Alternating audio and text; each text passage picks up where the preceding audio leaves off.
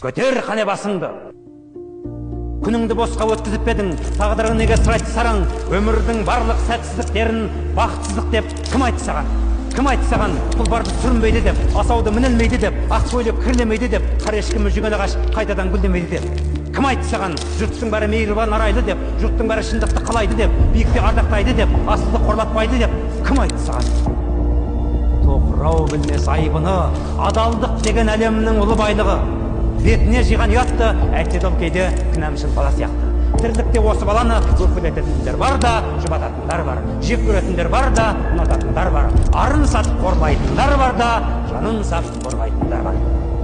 Қиналып бекер алаңдадың-ау, ойыңды шығар өріске, өзіңе қайтшы ғаламда мынау, жеңудің бәрі жеңіске.